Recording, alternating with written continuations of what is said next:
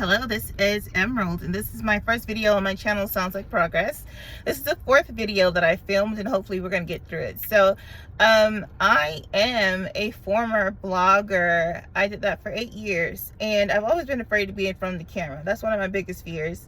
My father would always try to get me to do it, and especially when it comes to just gaining confidence and feeling comfortable with speaking up and expressing myself and really talking about things that I'm interested in and not people pleasing. He was really big on teaching me not to people please and teaching me to just be myself and be okay with people not liking me and people misunderstanding me, and that has always been something that's difficult for me. So this channel, ever since he passed last month, this channel I feel will be a great way between this and my writing to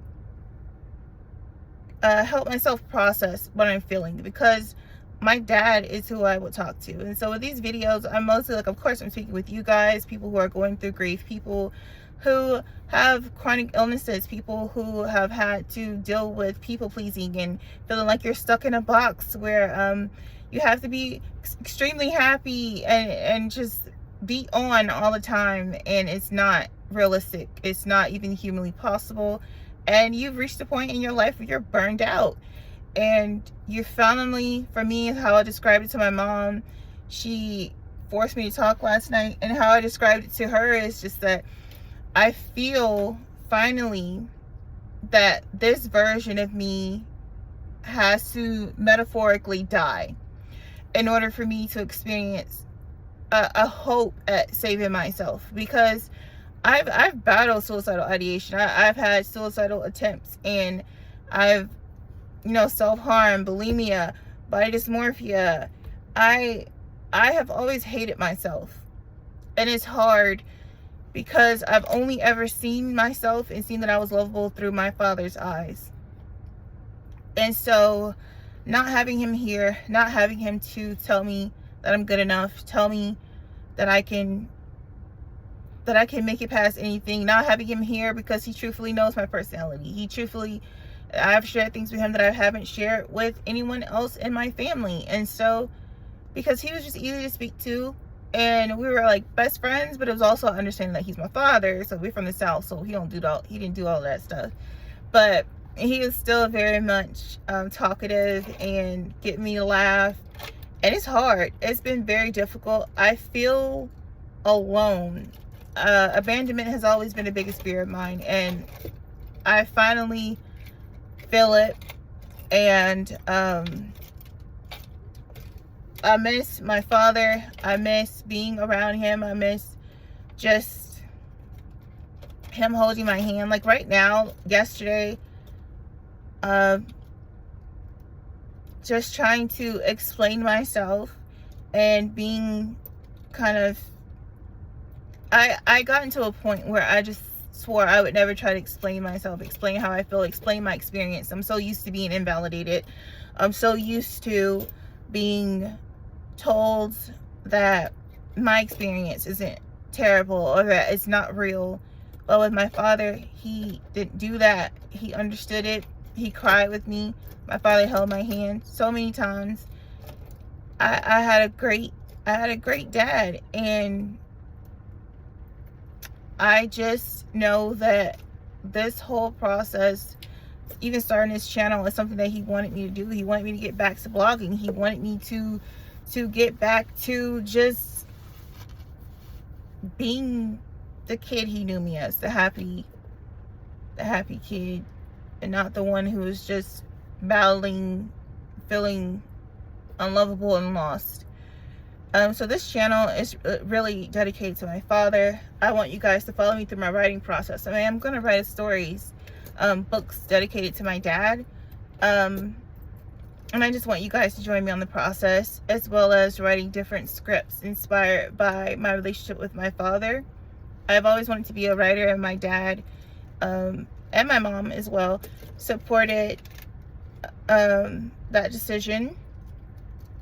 And I feel that I will be happy when I get a body of work that I can feel like I can put I could put a thank you to him in the book, or like a dedication in the film, but I wish I would have done it while he was still here. But we're both in pain. We both have chronic illnesses. I just hope you guys will join me. If you've ever lost a parent, then you know what this feels like. And if you've ever felt like no one understands you and you're alone and you felt different and just like everyone else got the world but you, if you have ADHD combined type, or you have high functioning autism, or any trauma you've had in your life, or any chronic conditions, and you just feel like, my God, I feel like no one's listening to me, everyone's trying to tell me my experience. When I try to tell them my experience, they don't want to believe me, they don't hear me, then this is the place for you, because we're going to discuss all of that. And I hope by watching me go through this process, and I hope that it'll encourage you all to do the same, and I hope that we can support each other in this journey, because I believe that there is a light in the tunnel, and that you should be grateful for every experience in life.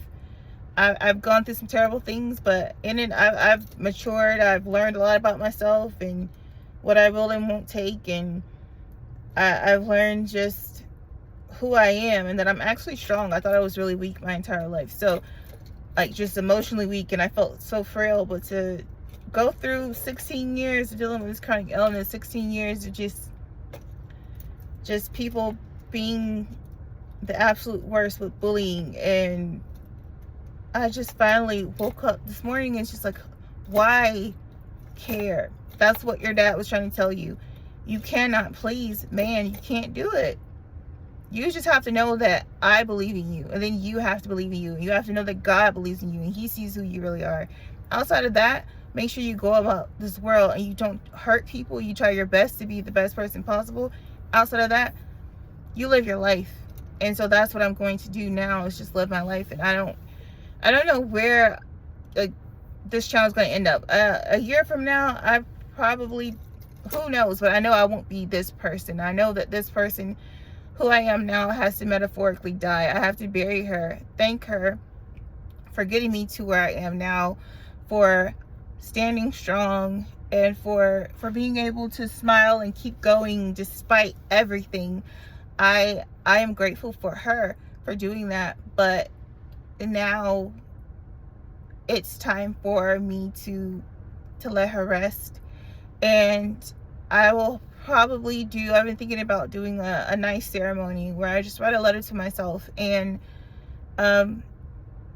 just kind of spread ashes and just let the past go. I cannot take it with me where I'm going. I am meant for more. I know I'm going to be a writer. I know a successful one at that. I know that I am a songwriter. I know that I can write scripts. I just need a little training here and there. I'm always willing to learn. I'm open to learning.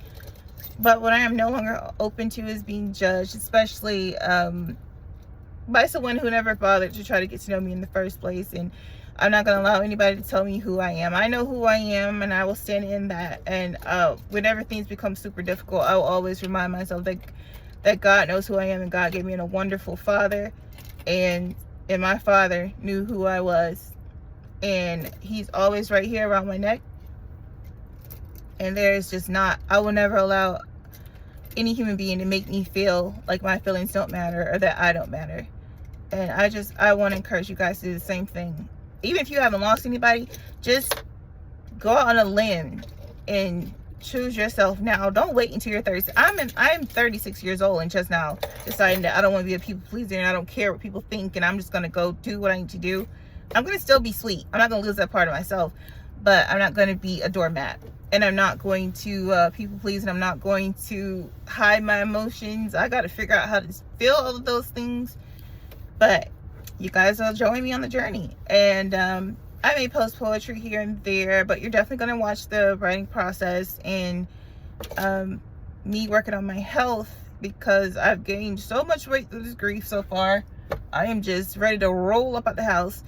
And then hopefully you guys will follow me on my journey to move to a place where I can find my own identity. So I love you so much. Again, this sounds like progress.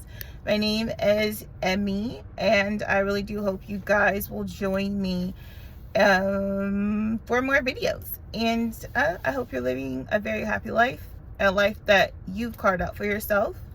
And I hope that you choose to fight for yourself, and that you choose to understand that only you can save you. No one else is coming to save you. Save yourself. And write a list of 5 things that you've always wanted to do, and then put it into action. A lot of times we know what's wrong and we know what we need to do, but we just don't act on it. That's my fault. That's my problem, I mean. So I want you guys to do the opposite. Don't wait until you're in your 30s to figure this out, okay? I love you guys so much, and thank you for watching this video. I didn't expect for it to be 10 minutes, but anywho, bye.